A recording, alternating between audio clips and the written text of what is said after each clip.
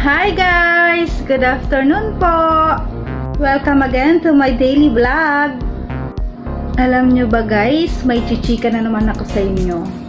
Tara, panoorin nyo to. Let's go! Kahapon nga pala guys, nagpahatid sa akin si mama at si papa. Mag-a-attend nga daw sila ng household sa Couples for Christ.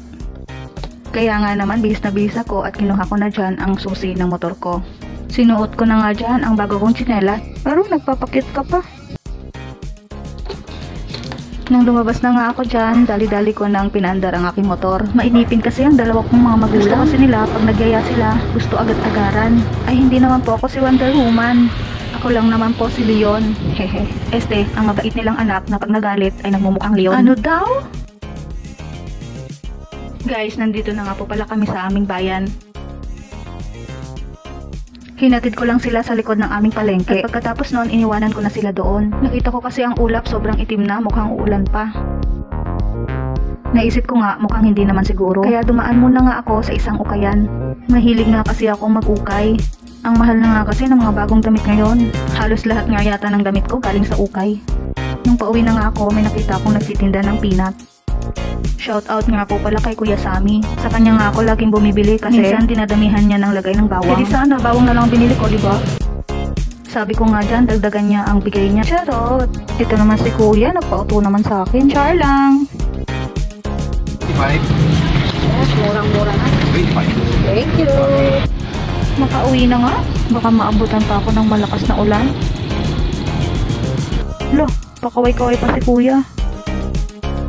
Ayan na sinasabi ko eh, aabutan nga talaga ako ng ulan. Huminto nga muna ako at para maglagay ng tarapal. Kita nyo naman guys, nabasa ako dyan sa sobrang lakas ng ulan. Oo guys, malakas ang ulan dyan, hindi lang halata. Nakauwi na nga ako dyan ng bahay.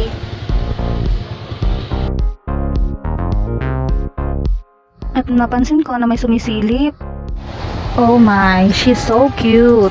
Our cutie Samsam. Makalis na nga, napapa-English tuloy ako.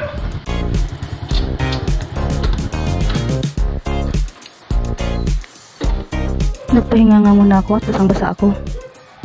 Habang nagpapahinga, kumain nga muna ako dyan ng green peas at mani. Gabi na at pumunta nga kami ng bayan dyan. Bibili nga kami ng pagkain ng aso. Tama, pagkain po ng aso ang bibilhin lang namin.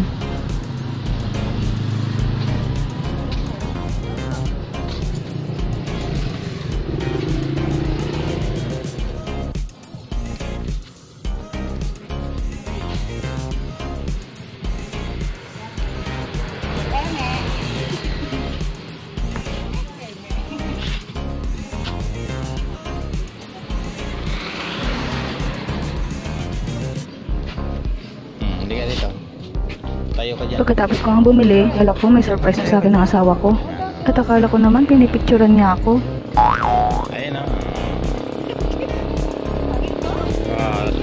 Nilagyan ko ng pangalan yan eh. Ang tagal ko nga nagets ang sinasabi niya. Ayun o. May pangalan mo na yan. Ayun o. Basta mo.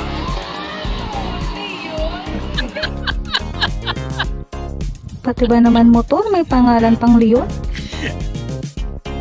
Baka gusto mong benta kita. Char lang! At nakarating na kami sa aming pupuntahan. Dito nga lang yan sa Country Homes. Papakainin nga lang namin ang aso ng biyanan ko.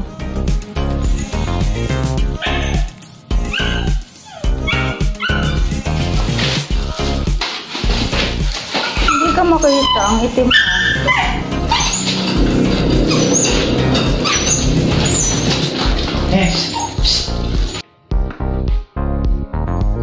Habang kumakain siya, umalis na rin kami. Hanggang dito na lang guys. Salamat. Huwag kalimutang i-follow, like, and share.